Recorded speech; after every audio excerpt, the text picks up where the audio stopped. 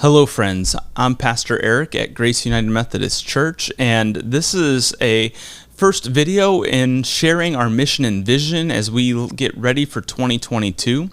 It's still the fall of 2021, but every year in the fall season, I believe it is important for us as church to share mission and vision. Traditionally, I do this through a sermon series that we would follow in September and October, but this year, since we're preaching through the Bible an entire year, we're going to do this a little bit different. Many of you have received in our newsletter or electronically a copy of a 2.5-page letter that I wrote, and I'm not going to read that verbatim. I know many of you can get that. If you didn't get it, you can reach out to the church office. We'd gladly share it with you. It expresses where we've been. Before we can talk about where we're going, it is helpful to look back at where we have been so we can understand the nature of how we got where we are. And so I just want to take a few moments and talk about this fast-paced year that we've experienced. Since the last time we talked about mission and vision last fall, we've gone through many ups and downs. We've continued in this season of COVID. We've continued going through the work of the church, and I just hope that we are aware of all those pieces coming together so that we can be prepared for what God might do next. As we finish 2022, I want to tell you that one of the biggest things that we came to celebrate as a church was the paying off of the debt that was on our new edition, our 2013 edition. When we got into the roughly Thanksgiving time, we were talking about where we stood as a church, and we had about $40,000 left. And I'm so proud one of our church members, and this wasn't like an in-house plan thing, somebody came up to us and said, I'd be willing to give $1,000, and I bet there would be 40 of us that'd be willing to give $1,000 to contribute to pay this debt off since we were so close. And so we offered that up almost instantaneously. We were told at a chapel Saturday night service, and Sunday morning we were already talking about it. And then Monday morning of that week, I got on Amazon, everyone's favorite tool, and found a bunch of finishers medals, and we bought finishers medals for everyone who participated in this.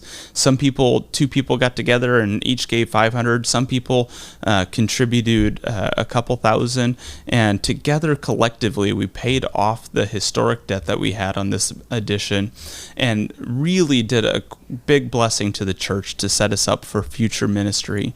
To be able to retire that was a strength for us financially, but also emotionally and spiritually as well, to know that we had completed this great work.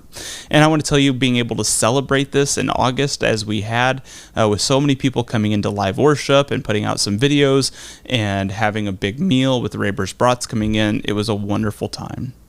As we finished the year, we saw that we were able to come within about 2% of our budget for 2021. We did that through a lot of work and a lot of prayer. We were able to get a grant last year through PPP, and as well as this year, to help make up for some shortfalls that we had, and we'll talk about those in a minute, but we were still able to come within about $8,000 of our yearly total, and we did as we've normally done, using our capital reserve to either put money into it or pull money out of it as the year's budget is. And being within 2% is a pretty admirable goal. Our worship statistics at the end of 2021 showed that we'd maintained our size and average weekly attendance throughout the course of the year, even with all the ups and downs of 2 shutdowns for COVID and reopenings. We saw that our in-person worship attendance kept fluctuating, but stayed as low as 30% of our pre-COVID numbers, and usually stayed in the 40 to 65% range, which is far better than the national and Illinois Great Rivers Conference averages that we've seen. Most of those in the first reopen saw between 25% and 33%, or 1/3 of their average worship return, and in the second one, around 1/3 of their average worship return in the immediacy of 2021. So for our ability to go to 50 and even 60% of our pre-COVID numbers was really impressive. We also saw that we were reaching people online. Each time we reopened, we had a few families come and check us out out to help discern whether they were a part of our church or not. And we continue to hold on to people who have been following us online. It is a great way in which we have been able to be equipped, and God preparing us before COVID hit was a real blessing, and our ability as a church to invest into the technology and the manpower to do this well in an online platform has been a strength of ours in the past year. As we continue to look at what our church has done moving into this year, we've helped discern what our church has been doing and how we'll keep doing it. One of the things that we discerned was that we no longer needed to use our second parsonage as a stipend for helping fund the youth ministry position. We offered it as part of our salary package when Trent was here, and since we no longer have a full-time position there, instead of discerning to break that position up to multiple positions, we no longer saw it as a viable tool for us to continue to use as an asset for salary compensation. It also does not meet the annual conference requirements for a parsonage for clergy, since it's a multi-floor house, but it's still a good house, and we were able to partner with one of our church members who has always loved this house and appreciated it and desired the opportunity to move into it. We were able to sell it to them for a reasonable price for them and for us. That was a really smooth process. And in the process of doing so, the church was discerning what to do with those allocated funds. The sale of property can only be used to reinvest into capital expenditures. And so we had discerned that we would intend to build a 4-stall garage to house our church van, our snowplow, our trailer, and then to be able to use another stall as a shop of sorts to build set design pieces or to do vacation Bible school preparatory stuff. In addition to that, we were looking at using those funds as well to help support our ministry by investing into the heating system at the Mason building, which has struggled for many years. It's the last couple of years been an off-or-on system, oftentimes going way too hot and then having to be turned off to cool the building in the midst of winter or to open all the windows. A very inefficient system that was from the original building of the building. As we investigated that more thoroughly, we decided to engage Keith Engineering to get a proper proposal, because we were getting proposals that seemed to be all over the place. As they designed a engineering-based solution to our system, we noticed that the cost of that escalated. To do the project right and to prevent us from long-term financial problems, to get a much more efficient system, better control over it throughout the building, to save yearly energy costs and such and so forth. We engaged them, and at the end of that process, we discerned that we would invest in what they designed. That meant that the garage got put on the back burner. We're building a shed instead to handle our outdoor equipment. We hope to in the future build a garage, but that got tabled.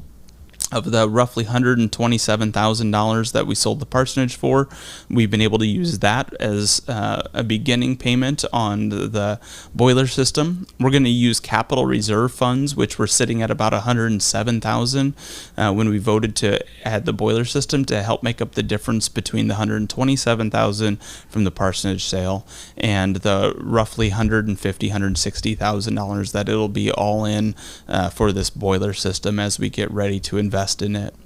We're investing in it because we still have Hobby Horse that meets over there. We still have our youth group that meets over there. And we're anticipating doing more ministry over there. We have a counseling service that's now using it from Tazewell County.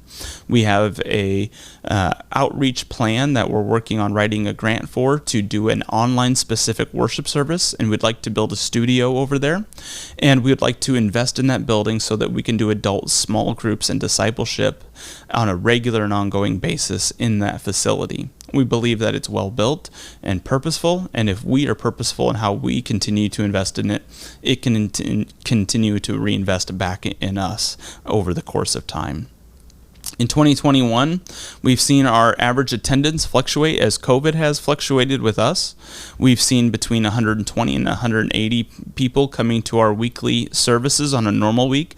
And on our celebration Sunday, it was almost 100 or 240 persons in-person worship, which, by the way, outside of Christmas, would have been the largest single worship event that we had had since I came here. Unfortunately, I haven't had a normal Easter here yet. When we've been in worship, we've seen that our church continues to be above the national average. We also, when we were discerning in the old Phase 3 and Phase 4 of the Governor's Come Together plan, we learned that about 70 to 80% of our worship participation in persons are COVID vaccinated. We haven't told anyone who is and who isn't, but it is comforting to know so many people have been vaccinated to help keep us healthy. And because of that, we celebrate that there are no discernible cases of the spread of COVID from our church in its worshiping community and practices. We do understand that it has taken a toll on some of our discipleship. This fall, we anticipate growing our discipleship and launching some of those small groups over again, but we do celebrate that so many people kept together with it. Of some of the struggles we've had in the past year, understanding where those are, is that our church membership has plateaued. Our average weekly participation, as best as we can discern it, is staying in that 200 to 230 persons per week range that we were in right before COVID hit. The reason this isn't good news is because we see new people come in and stick with us, and that means some of our historic membership has passed away or moved on due to age and needing to move closer to family or warmer climates. We acknowledge that we have lost a significant number of our church members to death, and one of the consequences of that is that their yearly contributions to the church budget are no longer there, and that has represented about an $84,000 deficit in yearly giving to our annual budget.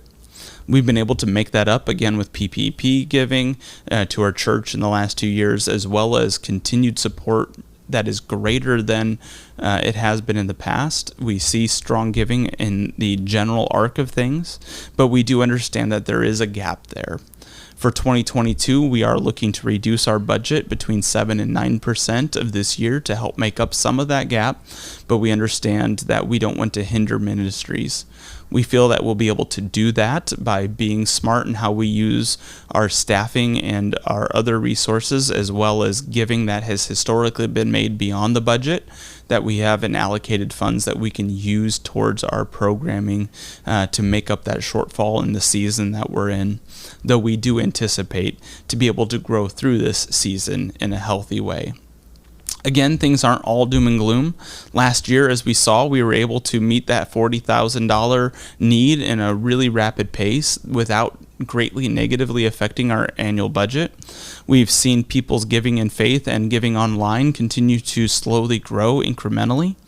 We have seen people participate in external ministries at great levels, helping support our youth group in very profound ways, helping to meet the needs of so many people in our community and providing time and talent and resources.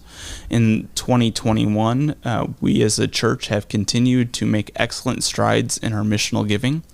I want to tell you that I'm really proud of how our children's ministry, our youth ministry, and our music ministries in particular have met the challenges of the past year. Emmy has done well in making Unite Kids, and she's grown this ministry in this season of COVID when you think everything being shut down would hamper us. She has reached our neighborhood children in ways that we haven't seen in a very long time.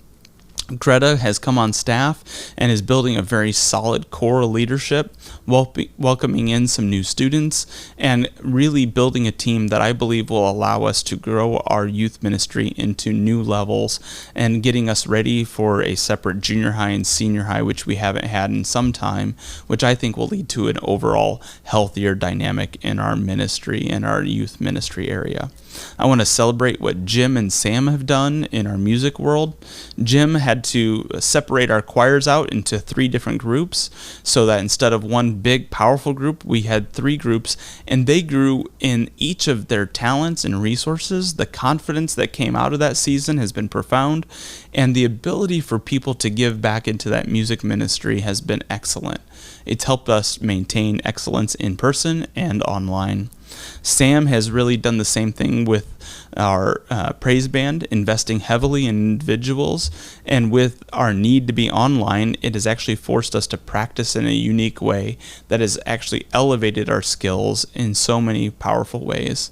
And we've been able to invest in the way in which volunteers have helped our technology to take some of our worship steps to that next level that will prepare us to reach new generations of people in our community with effective worship. As 2021 has been a bit of a wild ride, we've acknowledged that we've had strengths and struggles. I want to acknowledge that we've seen Jesus at work in all of it. We've seen Jesus continuing to perform miracles in people's hearts and lives, in those who have been healed from illness and cancer, from breakups and divorces, from loss of life, from depression and struggles. We've seen Jesus in the healing of our neighborhood as we see people kind of coalescing together and supporting one another. We've seen the promises of hard work that has been upon us and the inability for us to see the pathway where then Jesus leads a pathway that is far different than we would have chosen, but one that we have indeed needed. I believe that's what we'll see as we look towards 2022.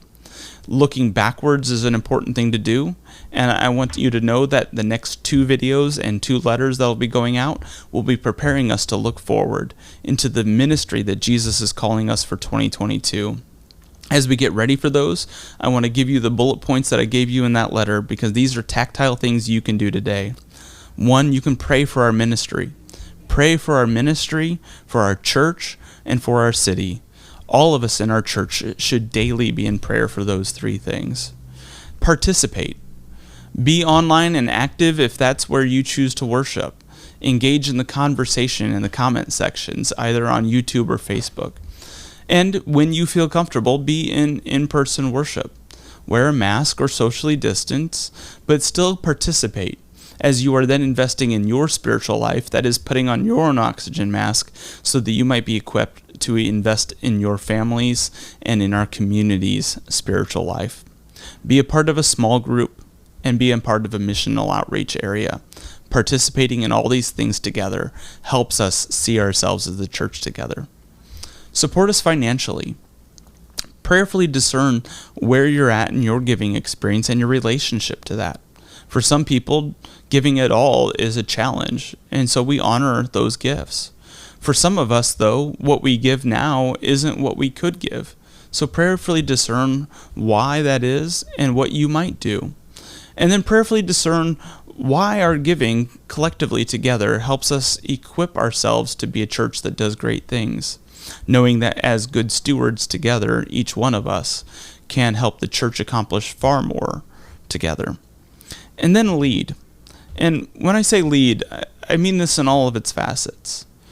I want each of us to know that we can lead somebody else into an encounter of Jesus. We're all called to do evangelism. So lead someone to faith. And then lead someone in discipleship.